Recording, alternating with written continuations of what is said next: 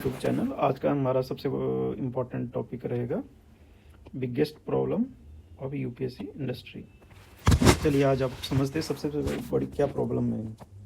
हम देखते हैं कि lakhs of student walk into coaching industry. कई लाख स्टूडेंट आ जाते हैं हर साल अपनी लैंड बेच के, लोन्स लेके, सेविंग्स को लेके, और उनको प्रॉमिस क्या किया जाता है, पर्सनल मेंटरशिप मिलेगी, डाउट सॉल्विंग मिलेगा, गाइडेंस टिल सिलेक्शन। ये वाली तो आप बात ही भूल जाओगे। जो प्रॉमिस किया जाता है ये नहीं मिलता है एट ऑफ एंड। ये सबसे बड़ी मिथ है। हम कोचिंग इंडस्ट्री में सबसे बड़ा प्रॉब्लम देखते हैं कि once money is paid aspirant become invisible. एक बार वो पैसा ले लेते हैं उसके बाद बिल्कुल सारी problem, you are invisible, and आपका सिलेक्शन हो सिलेक्शन ना हो उसको उनसे कोई मतलब नहीं।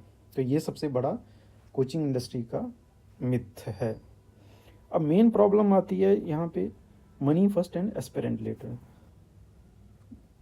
कोचिंग इंडस्ट्री जितनी भी है सबसे पहले आपको कस्टमर मानती है, ठीक है, आपको एस्पिरेंट भी नहीं मानती है। एक बार आप पैसा पे कर दो उसके बाद आप रिजल्ट कहते हो, classes over crowding, teacher frequently change होता है, डाउट जो होते हैं आपके अनआंसर चले, मेंटरशिप 1 महीने में चली जाती है, ईमेल बोलते हैं 1-to-1 मेंटरशिप। यहाँ पे बहुत सारे कोचिंग इंस्टीट्यूट नया फंडा लेके हैं, 1-to-1 मेंटरशिप है। लेकिन अगर किसी इंस्टीट्यूट के पास 9000 स्टूडेंट है वो क्या 1-to-1 मेंटरशिप करेगा। जैसे बहुत सारे टॉपर्स बोलते हैं हमारे पास आइए, हम आपको 1-to-1 मेंटरशिप चाहिए, हम ही ने ये फार्मूला आज़ाद किया था तो इसको ही इससे सिलेक्शन होगा। लेकिन मेंटरशिप, एक स्टूडेंट एक मेंटोर कितने पे है, 500 स्टूडेंट, ठीक है, तो कितनों की मेंटरशिप, पर्सनल प्रॉब्लम कहाँ सॉल्व हो पाता है। सो नेक्स्ट इंपॉर्टेंट थिंग है कि मेंटरशिप मिथ, 1-to-1 गाइडेंस बिल्कुल ख़त्म हो जाता है। मेंटर टॉपर से मेंटरशिप कभी आता नहीं है, आएगा टॉपर से एक क्लास लेगा उसके बाद गायब। क्यों, टॉपर्स के पास कहाँ टाइम है तुम्हें देने। उसके बाद इवन जो कोचिंग इंडस्ट्री से जुड़े हुए हैं टॉपर, उनके पास भी तो टाइम नहीं है, वो भी सेलेक्टेड स्टूडेंट्स को ही इंटरेस्टेड होगा देने में, क्योंकि उसके पास टाइम ही नहीं है। सो होलिस्टिक प्रिपरेशन का कंसेप्ट गायब हो जाता है, ठीक है ना। तो आप अल्टीमेटली क्या करते हैं, एक लोनली फील करते हो कि हम प्रिपरेशन में तो आ गए लेकिन डायरेक्शन हमें पता नहीं है। ये सबसे बड़ा इशू है। जब आप लोगों को डायरेक्शन का ही पता नहीं है तो फिर कैसे काम चलेगा। ये चीज़ हम ऑलरेडी कर चुके हैं। ये सबसे बड़ा प्रॉब्लम है। बोला था कि लाइव देंगे लेकिन रिकॉर्डेड लेक्चर चल रहे हैं, ठीक है। अब प्रॉब्लम कहाँ पे स्टार्ट होती है, जब फर्स्ट अटेम्प्ट दे लिया, स्टूडेंट पास नहीं हो रहे, कि आप टेस्ट देते हैं, ठीक है, मार्क्स बढ़ नहीं रहे हैं, ठीक है, फिर मार्क्स नहीं होने, वहीं से तो स्ट्रगल स्टार्ट होती है एक्चुअली। वहीं पे तो डायरेक्शन होनी चाहिए। लेकिन आपको पता ही है कोचिंग इंडस्ट्री वाले क्या करते हैं। कोचिंग इंडस्ट्री वाले 1 मंथ के बाद क्या करेंगे, सारा मेंटरशिप ख़त्म, ठीक है, ये साइलेंट हो जाता है। पूछो भी तो सेम रिपीटेड। तुम्हारा पर्सनल प्रॉब्लम्स को यहाँ पे इश्यू नहीं कि पर्सनल प्रॉब्लम और पर्सनल गाइडेंस जो है, और यूपीएससी इंडस्ट्री में पर्सनल गाइडेंस बहुत ही इंपॉर्टेंट है। जो पर्सनल गाइडेंस है वो तो बिल्कुल ही ख़त्म हो जाती है।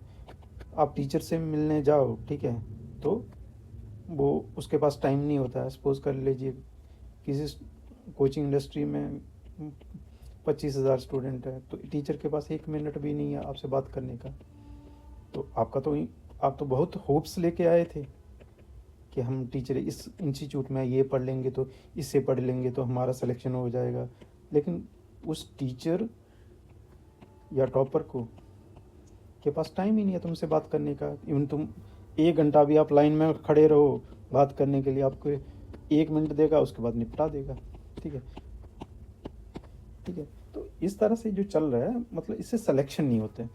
और यूपीएससी इंडस्ट्री में हम अगर बात करें तो सिलेक्शन तुम्हारा तभी होगा जब पर्सनल गाइडेंस मिलेगा। मैं बेस्ट एग्जांपल लेता हूँ टीना डाबी की। अब टीना डाबी के उनके घर से ही गाइडेंस मिल रहा है, ठीक है ना, गाइड है उसकी मदर, तो उसके सिस्टर का भी सिलेक्शन हो गया और उसका भी सिलेक्शन हो गया। तो मेरा कहने का मतलब ये है कि सिलेक्शन तभी होगा जब आपका पर्सनल गाइडेंस बहुत मजबूत होगा, आपके पर्सनल इशू को बहुत अच्छे से टैकल किया जाएगा। लेकिन हम अगर देखें तो पूरा मार्केटिंग बेस्ड इंडस्ट्री चल रही है, ठीक है। यहाँ पे even marketing team academic team से स्ट्रॉन्गर होती है। ये मैं बहुत सारे इंस्टीट्यूट में देखा हूँ कि भाई मार्केटिंग टीम ज़्यादा स्ट्रॉन्ग है एज़ कम्पेयर टू एकेडमी। वो टॉपर को बिलबुल की तरह यूज़ किया जाता है, पर सच कभी नहीं बताया जाता है। सपोज कर लीजिए 25,000 या इवन आप 25,000 छोड़िए, 5,000 स्टूडेंट है, उसमें से कितने पास होते हैं? 100 भी पास नहीं होता है, ठीक है। लेकिन उनके 100 की, लेकिन जो रेस्ट ऑफ दी या वो कहाँ जाते हैं, उनका बारे में तो कुछ नहीं बताया। परसेंटेज कितना किस कोचिंग का, ये तो नहीं बताते ना कि हम फेलियर कितने ज़्यादा प्रोड्यूस करते हैं, ठीक है ना।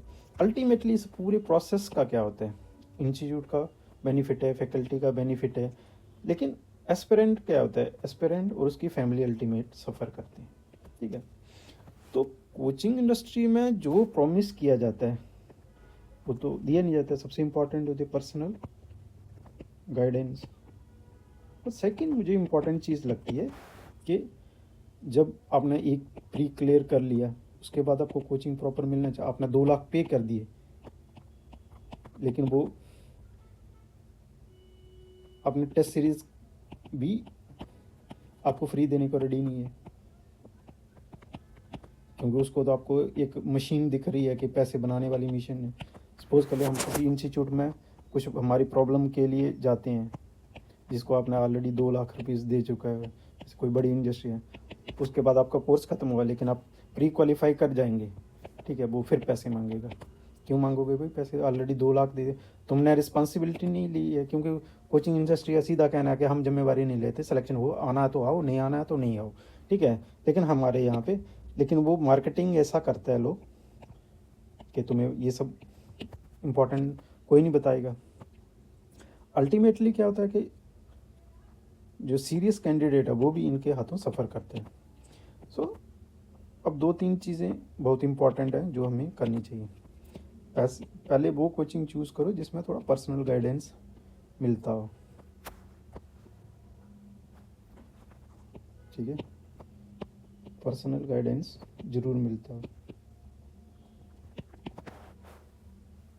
और सेकंड चीज़,